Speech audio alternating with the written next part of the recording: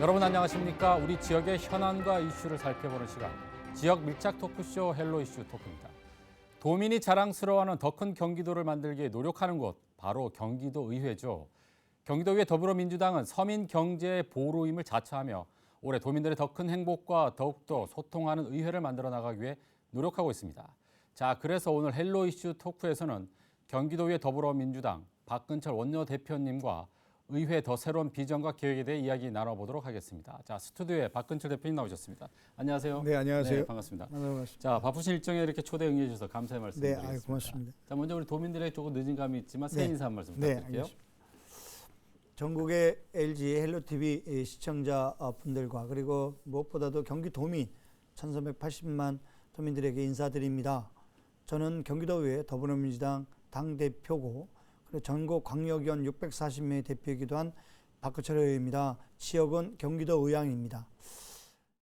포스트 코로나 시대에 너무 어려움을 갖고 있는 우리 도민들과 시청자분들에게 다시 한번 가슴 아픈 얘기입니다만 이 마스크가 지금 현재 우리한테 제일 필수 조건이 되는 이 시대가 2020년이었다면 2021년에는 무엇보다도 그걸 극복하는 한 해가 되도록 저희들 지방의원들도 노력할 것이고 우리 도민들을 위해서 더불어민주당 경기도에 있는 모든 의원들이 한마음에서 노력할 것을 이 자리에 들어서 인사차 드립니다. 네, 반갑습니다. 자, 먼저 본격적인 질문에 네네. 앞서서 조금 무거운 질문을 좀 하나 드리고 가야 될 것 같아요. 요즘 뭐 전국적으로 큰 이슈가 되고 있는 LH 부동산 투기 의혹 때문에. 네네. 지금 뭐 여야가 지금 국회의원들도 전수조사를 하기로 이제 합의를 봤잖아요. 네네. 네, 이거를 이제 공직자 전원 전체로 지금 확대하기로 했는데 경기도의회 차원에서는 어떻습니까? 도의원들의 어떤 전수조사 시작이 됐습니까? 일단은 환영하고요. 저희들도 뭐 당연히 그 부분에 대해서는 함께 해야 된다고 생각을 먼저 합니다. 네. 저희는 이제 당내에서 이 LH 문제가 터졌을 때 당에서 1차 조사를 저희들은 하고 있고 일정은 거의 끝난 걸로 알고 있고요. 지방의원들 특히 이제 경기도 의원들 132명에 대한 더불어민주당은 아마 1차 조사를 했고 이제 무엇보다도 이제 그것이 확대돼서 전수조사를 국회에서 한다면 그것을 분명히 뭐 저희들한테 제안을 할 거라고 보고요. 그 제안에 대한 수용 의사 분명히 있고요. 저도 뭐 우리 의원님 모든 분들도 수용할 것이라고 생각이 들어서 어쨌든 저희들이 먼저 뭐 제안하는 경우보다는 당에서 1차 조사를 했기 때문에 그 결과물이 나오고 그리고 무엇보다도 이제 국회에서 300분의 의원님들 그리고 공직자가 모든 걸 하기 때문에 저희들도 뭐 당연히 제안할 거라고 봅니다. 그럴 때 저희들이 수용하고 전국적으로 협조하는 그렇게 하려고 좀 생각 중입니다. 네, 지금 뭐 LH 직원들의 부동산 투기 의혹 때문에 네네. 전 국민이 지금 공분을 하고 있는데 맞습니다. 특히 선출직 우리 공무원들은 깨끗해야 되잖아요. 그럼요. 네, 부동산 투기가 물론 일부겠지만 잘 좀 조사가 돼서 그 청렴함을 좀 보여줬으면 하는 바람입니다. 함께 하겠습니다. 네. 지난해 성과를 좀 둘러보겠습니다. 네네. 지난해 경기도에서 가장 큰 성과 중에 하나가 코로나 시대에 맞춰서 재난기본소득이 아닐까라는 생각이 드는데 네. 재난기본소득은 아무래도 예산이 동반되기 때문에 의회에 또 허락이 있어야 되거든요. 어떻습니까? 경제 활성화 효과가 있었습니까? 있었죠. 네. 효과가 있었고 저희가 작년 4월이죠. 어쨌든 보편과 선별의 기준은 지방은 그걸 둘 수가 없습니다. 중앙에서는 결정할 수 있는 권한이 있지만 지방은 선별이든 보편이든 도민들에게 줄 수 있는 부분이 있다면 그건 드려야 된다고 생각하는 겁니다. 지금은 재난의 시대입니다. 저희가 작년 4월에 1차를 드렸을 때가 전체 도민 중에 97.4%가 받아가셨습니다. 경제 효과로는 국회에서나 우리 경기도에서 연구 용역을 하고 연구소에서 나온 결과물을 보면 한 1.8배 정도가 경제 효과가 있다고 합니다. 네. 상당히 큰 효과죠. 이 돈이라는 거는 순환적으로 돌아야 된다고 생각이 듭니다. 그래야지 맨 어려웠던 우리 소상공인 골목상권이 자상적으로 살아가고 그걸 통해서 돈이 순환이 되면 스스로가 먹고 쓰는데 일정 정도 어울릴 수 있죠.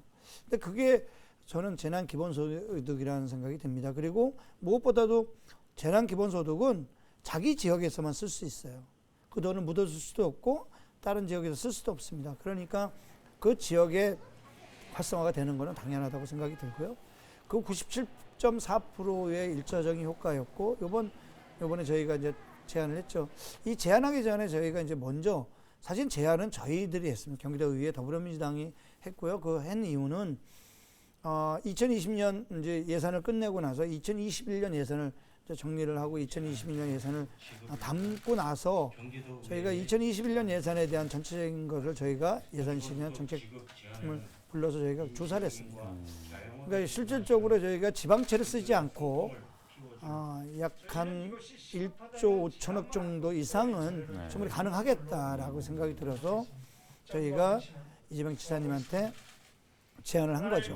1월 11일 날 저희가 제안했고 1월 8일 날 의장님하고 저하고 이제 사실 이제 전체적인 결정을 하고 1월 11일 날 저희가 제안을 했고 1월 20일 날 그걸 받아들여서 지사님이 2월 1일서부터 드리게 됐죠. 그럼 몇 프로가 그럼 신청을 한 것 같습니까? 몇 프로 정도 했을 것 같습니까? 글쎄요, 좀 많이 하지 7, 80% 하지 않았을까요? 네. 놀라실 것 같은데요. 92%가 어제까지가 92%입니다. 네. 이 92%라는 숫자 자체가 상상할 수 없는 숫자죠. 네. 그러면 모든 도민들이 다 어렵다라고 생각이 들어요. 그러니까 저희들은 제안을 한 거고 도민들이 스스로가 그 부분에 대해서 받을 것인가 안 받을 것인가 그건 본인 스스로 결정할 수 있는 권한이라고 저는 생각이 들고 보편과 선거는 같이 가져가야 된다는 게 저희 생각이고 그러면 92%가 받겠다라고 제안을 해서 저희가 드렸다면 그 순환은 충분히 되지 않을까 싶고 나머지 한 8% 정도는 지역에서 쓸 수 없는 분들이 한 2, 3%라고 보고요. 나머지는 어려운 분들, 지금 오실 수 없는 분들, 인터넷이 안 되는 자산의 계층이나 노인분들 이런 분들은 저희들이 이제 직접 가서 지금 드리고 있습니다. 지역 카드를 그렇게 되면 저희들의 생각이 특히 저 생각에는 1차에 기준하는 97% 이상은 되지 않을까 그렇게 예상하고 있습니다. 그래요. 92% 안에 저도 포함이 됐습니다. 저도 네, 경기도민이기 때문에 이미 저는 2월 달에 다 소진을 했고요. 그러셨군요. 네. 네, 아무튼 그 재난기본소득 경기도민들이 상당히 많이 좋아들 하셨고 우리 경기 활성화에 마중물 역할이 하지 않았나는 생각이 드는데 코로나 시대에 좀 어려웠던 분들이 바로 소상공인들이거든요. 맞습니다. 재난기본소득 이외에 또 경기도의회 차원에서 소상공인들을 위한 지원책 마련했다고요? 네, 어떤 것이 있습니까? 저희가 이제 경기도가 소상공인들이 거의 60만이 넘습니다. 거의 70만 정도 되고요. 뭐 우리 중소기업까지 하면 뭐 이제 80만 육박하는데 많은 분들이 힘들어서 지금 무너지고 있어서 이 조사조차도 지금 안 되고 있습니다. 이건 2019년 기준인데요. 너무 어렵습니다. 그런데 저희가 그분들을 위해서 한 해 동안 저희가 한 특별 보증으로 약 한 4조 원 정도를 16만 건 이상을 저희가 작년에 했다고 말씀드립니다. 이런 예는 아마 다 시도하고는 좀 많이 차이가 나지 않을까 싶고요. 무엇보다도 저희들이 이제 그 소상공인이나 골목상권에 대한 부분에 대해서는 상당히 고민을 많이 하고 있고 지금도 확대시키려고 노력하고 있고 이번 추경에도 골목상권이나 소상공인들을 위한 대책을 지금 추경에 4월 추경을 할 건데요. 뭐 그때도 저희가 준비를 하고 있다는 말씀을 드리고 또 하나는 공공앱에 대한 얘기를 좀 해야 될 것 같습니다. 이게 지금 있는 코로나 시대에는 직접 가서 사 드실 수가 없으니까 배달을 많이 하는데 아시다시피 지금 우리 배달 앱이라는 것이 거의 외국에서 들어오신 분들이 대부분이고 근데 이런 분들이 너무 지금 금액적인 부분이 피해를 보고 있다라고 저희들이 느꼈기 때문에 이제는 공공일정 정도 좀 그 부분도 도움을 좀 드려야 되겠다 소상공인에게. 그래서 작년에 31개 시군 중에 파주, 오산 그리고 화성을 시범 사업을 했고요. 그리고 지금 현재 양평을 또 지금 올해는 지금 시작하고 있고 전체가 28개 시군이 다 지금 뛰어들어서 올해는 공공 앱을 그 배달 특급이라고 합니다. 저희들 이름이 그 배달 특급을 통해서 소상공인 골목상권은 최대한 적게 저희가 받고 그 이익을 다시 환원을 시키는 그렇게 지금 준비하고 있고 좀 시행하고 있다는 말씀 드릴 수 있습니다. 네, 공공배달앱 얘기를 하셨으니까 제가 그 중국집을 운영하시는 사장님을 한번 취재를 했었는데 배달 수수료가 한 달에 한 300만 원 정도 나갔다고 해요. 상당합니다. 배달 특급이 들어오면서부터 30만 원으로 줄어서 270만 원을 소나기에 쥐었다고. 너무 좋은 제도인 것 같은데 좀 잘 정착이 됐으면 하는 그런 바람입니다. 뭐 한간에는 민간이 하는 일을 왜 공공이 하느냐 이런 얘기도 나옵니다만은 지금 시대가 그렇지 않습니다. 그러니까 민간에게만 맡겨서 될 문제가 있고요. 저희가 해서 민간에 대한 문제점을 좀 끌어내릴 수 있는 부분들은 공공이 해야 된다는 생각이 네. 들고요. 강력하게 이 공공앱에 대한 거는 강력하게 지사님도 이재명 지사님도 마찬가지고 경기도에 있는 우리 의장님이나 또 대표인 저도 같은 생각을 갖고 있기 때문에 하여튼 충분히 공공앱에 대한 거는 강력하게 추진할 예정입니다. 그래요. 독과점을 막는 차원에서도 굉장히 중요하지 맞습니다. 않을까라는 생각이 들어요. 자, 코로나 올해도 사실은 연말까지 과연 종식이 될까 하는 그런 생각이 드는데 네네. 종식이 됐으면 하는 바람이고요. 자, 코로나 시대에 맞아서 지원 방안 계획이 또 있을 것 같습니다. 어떻습니까?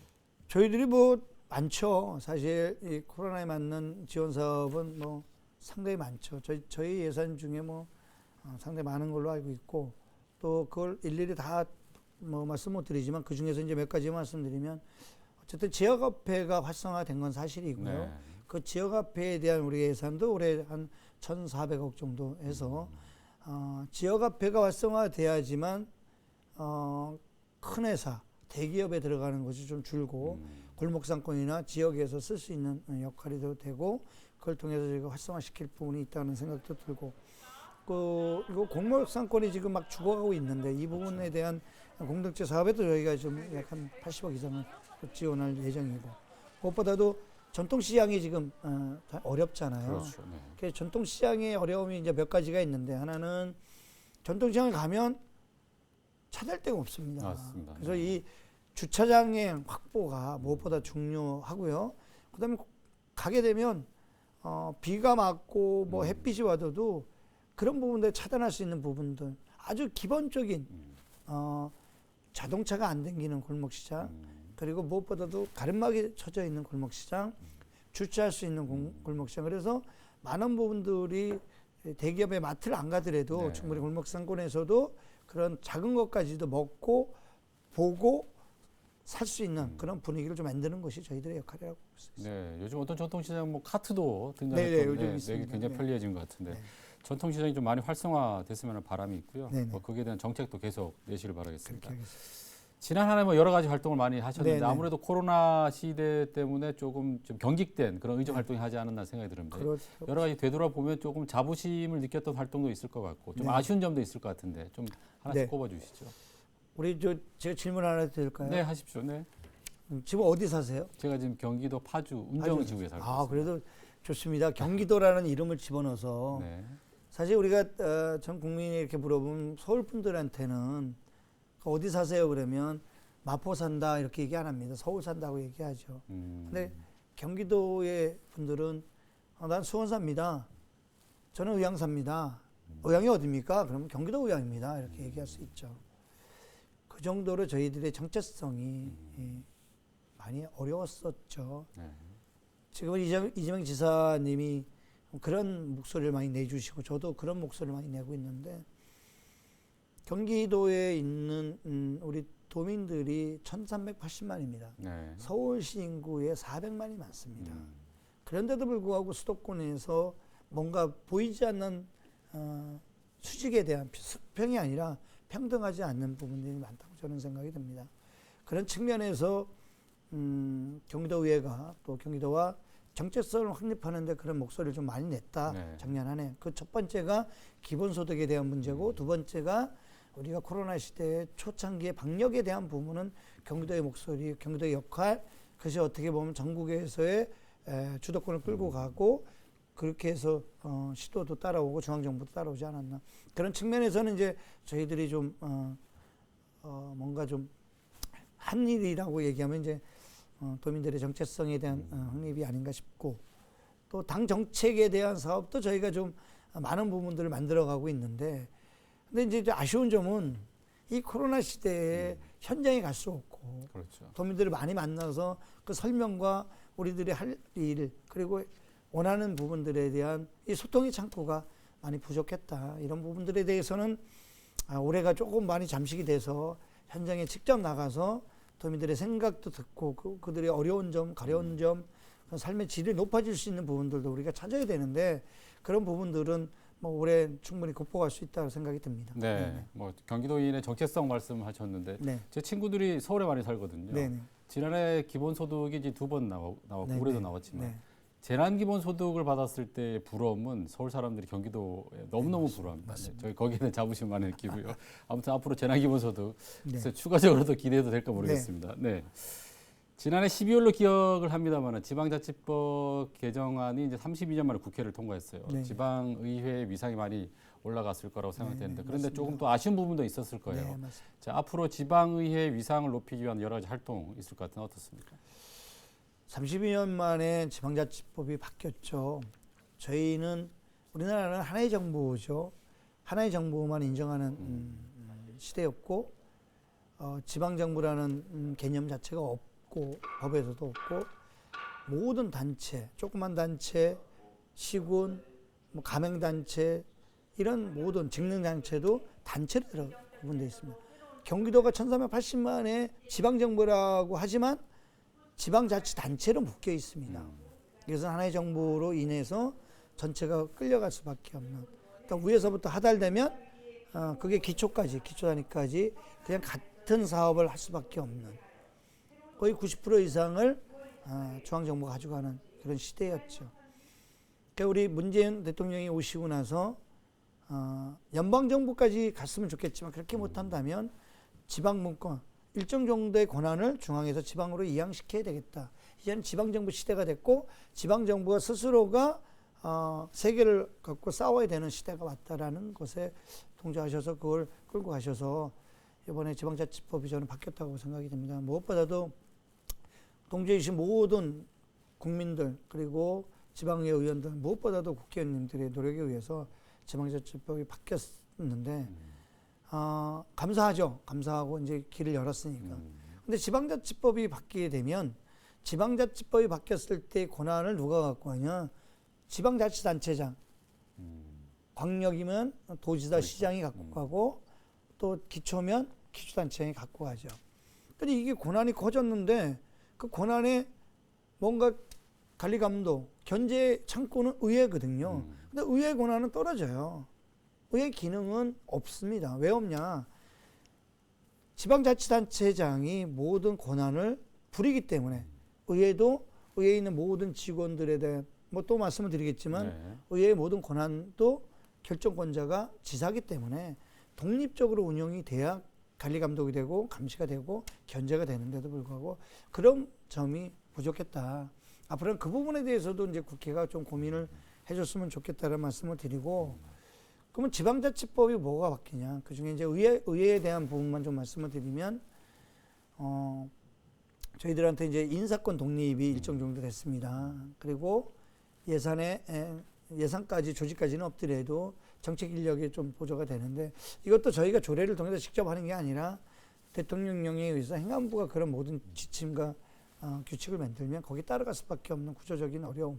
그래서 어쨌든 이제 시작이니까 저희들이 또 열심히 또 노력을 해서 그 부분에서 바꿀 수 있는 부분과 또 확대될 수 있는 부분도 찾아야 되겠고요. 무엇보다 지방자치단체장님들에게 부탁을 좀 드리자면 이제는 저희들이 할 수 있는 역할과 권한이 조금 더 늘어났으니 그 부분에 대해서는 의회와 소통 창구를 통해서 도민들에게 좀 더 많은 부분에 대해서 함께 할 수 있었으면 좋겠다라는 걸로 대신하겠습니다. 네. 네. 사실 우리가 지금 지방분권 시대를 맞고 있지만 지방분권이 정착화되려면 지방의회 위상이 강화돼야 되지 않을까라는 생각이 들어요. 그러기 위해서는 이제 지방의회법 지금 추진을 하고 계시는데 지방의회법 제정을 위해서 뭐 전국 광역 의회가 힘을 모은다. 경기도가 주도로. 네, 그렇게 이제 모임도 하셨죠? 네. 어떻게 진행이 되고 있는지 소개를 해주세요. 국회에는 이제 국회법이 있습니다. 국회법이 있어서 중앙정부와 국회가 견제를 하고 서로 간에 조율을 하죠. 당정협의회도 하고. 근데 저희들은 지방의회법이 없습니다. 그러니까 지방의회라는 게 독립적으로 운영돼야 됩니다. 예산, 조직, 의회직도 있어야 되겠고 인사 이런 모든 것들 정책 인력까지도 지방의회법이 돼야 되고 두 번째는 교섭단체라는 건 아시잖아요. 국회에 저희들 같은 경우에는 의원이 되기 위해서는 당의 공천을 받아야 됩니다. 당의 공천을 받았으면 저는 민주당 의원이죠. 그럼 민주당 의원이면 민주당에 맞는 정책과 사업을 해야 되는 게 맞죠. 도민들이 그래서 저를 뽑아준 거잖아요. 맞습니다. 그럼 정당 정치를 해야 되는데도 불구하고 지방의회는 정당 정치를 할 수 없는 구조를 만들어 놨어요. 그러니까 지방의회는 위원장과 의장만 존속하게끔 만들어 놓고 교섭단체라는 것은 법에 만들어지지 않으니 우리 스스로가 조례를 통해서 지금 현재 어렵게 끌고 가고 있습니다. 이 교섭단체라는 것이 인정이 돼야 정당 정치를 할 수 있는 기본 툴이 되는 거고요. 그래서 제가 이제 후반기 대표가 되고 제일 먼저 한 것이 전국 17개 시도에 있는 교섭단체들을 하나로 좀 모아서 저희들의 생각을 같이 논의하고 협의하고 그리고 그걸 통해서 저희들이 할 일들을 좀 길을 제안하고 그리고 그런 목소리들을 뭐 중앙정부나 그리고 도민들이나 국민들에게 그리고 국회에 알릴 필요가 있다. 그래서 저희가 처음으로 제가 이제 전국광역위원 대표가 됐고 그 전국광역위원 대표가 되면서 17개 시도를 다 다녔고 그래서 이제 2월 15일 날 저희가 17개 시도 분들 대표님들 다 모아서 경기도의회에서 첫 우리가 이제 출범식 협의회를 이제 구성을 했습니다. 구성을 해서 제가 이제 또 회장이 됐고 거기에 그리고 이제 17개 시도 대표님들이 이제 각 이제 조직을 맡아서 내일 이제 서울시 의회에서 2차 모임을 갖고요. 4월 정도에 이제 출범식을 할 예정이고 6, 7월에 이제 광역위원 전체가 모이는 총회를 겪고 그걸 통해서 저희들이 갈 방향, 특히 이제 지방의회법에 대한 부분, 지방자치법이 바뀐 부분에 대해서 그 부분에 대한 가치 견제 축을 만들려면 독립적으로 운영되는 시스템 구조를 만들어줘야 된다. 그런 측면에서 저희들이 이제 좀 하나가 되려고 노력하고 있다는 말씀 드릴 수 있습니다. 네, 일반적으로 국회에서는 뭐 교섭단체가 있는 걸 많은 사람들이 알고 있지만 지방의회에는 교섭단체가 있었는지 모르시는 분들이 많았을 것 같은데요. 예, 이번 기회에 좀 잘 알려졌으면 하는 그런 설명이 바람이네요. 좀 됐나요? 네네네, 잘 됐습니다.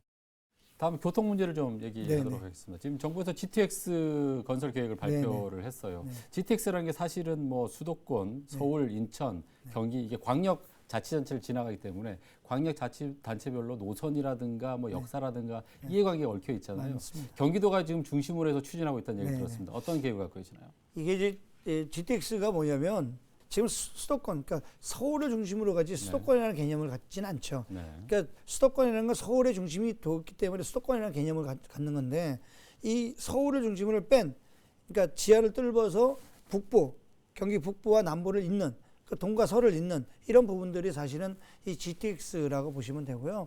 이 GTX가 이제 그러다 보니까 문제점이 뭐냐? 아까도 말씀하셨지만 지역에 대한 그 지역이 필요한 부분에 대해서는 넣어줘야 되는데 이 부분에 대해서 뭐 여러 가지 이유가 있겠지만 이제 못했던 부분이 있습니다. 그런데 그것을 지금 이제 A 노선은 이제 착공이 됐고요. B 노선은 지금 이제 용역을 하고 있고 C 노선이 이제 수립이 돼서 민자에 대해 이제 제안을 한 사항인데 이제 C 노선 같은 경우에는 이제 제가 있는 지역구에도 또 관련이 돼 있습니다. 처음에는 의정부에서 지하를 뚫고 양재를 통해서 지금 과천에 왔다가 금정까지 가는 걸로 했는데 BC가 일이 안 나와서 수원까지 연결을 시켰죠. 수원까지. 그런데 이게 사실은 GTX라는 것이 지역민들에게 혜택을 주자고 하는 건데 그러니까 지금 필요한 북부도 양주 쪽도 지금 더 연장을 시킬 거고요.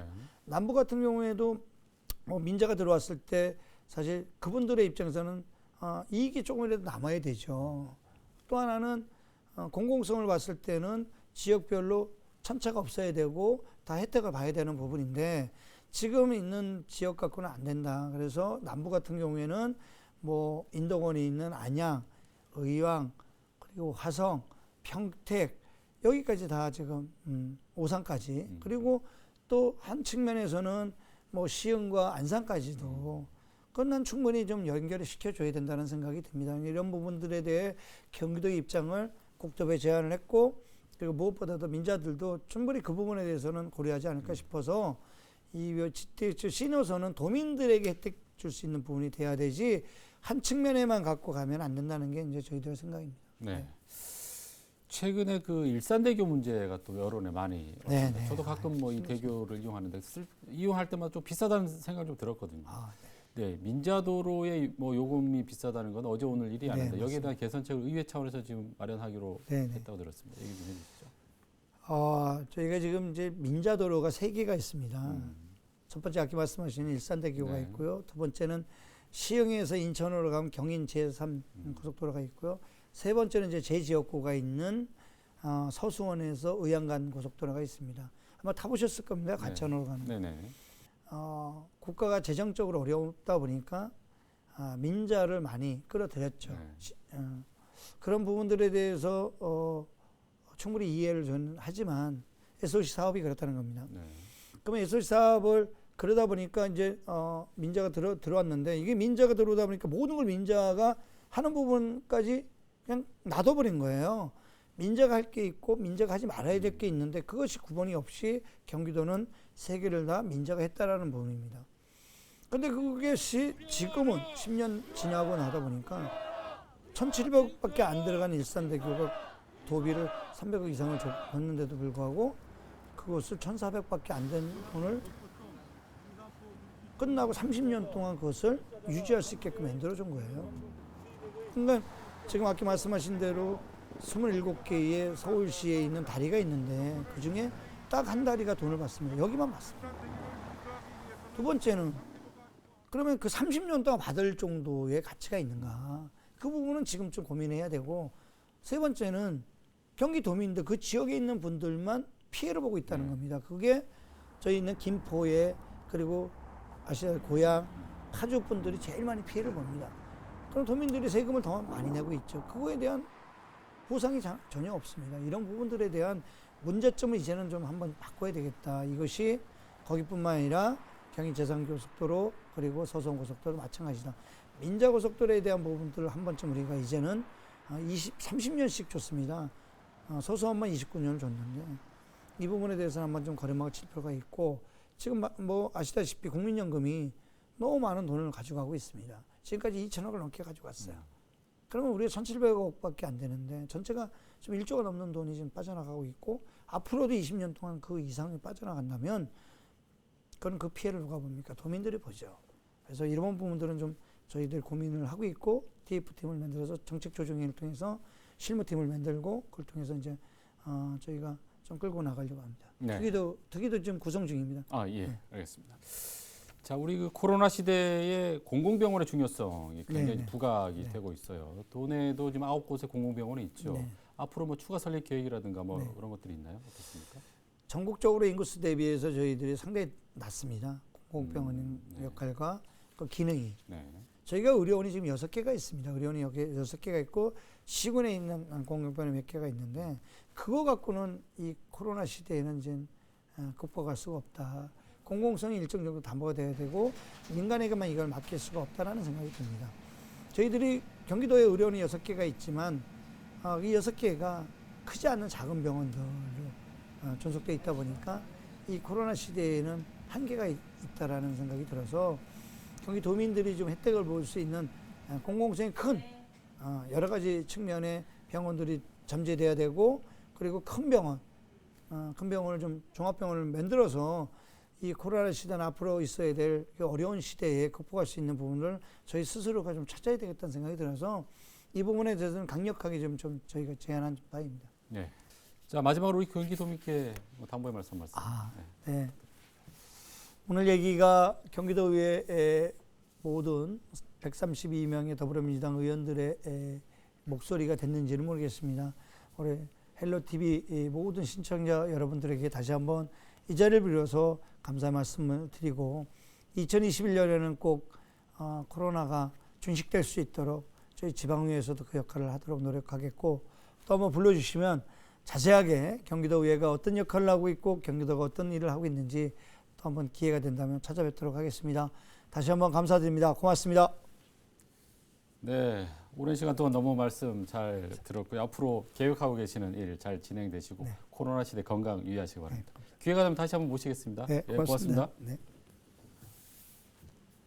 네, 오늘 헬로 이슈 토크에서는 경기도의회 더불어민주당 박근철 대표님과 더 새롭게 성장하고 혁신해 나갈 경기도의회 내일을 만나봤습니다. 도민이 자랑스러워하는 더 큰 경기도를 만들기 위해 올해 더 힘차게 도약하는 경기도의회를 기대하며 헬로 이슈 토크 오늘은 여기서 마무리하겠습니다. 시청해 주신 여러분 고맙습니다.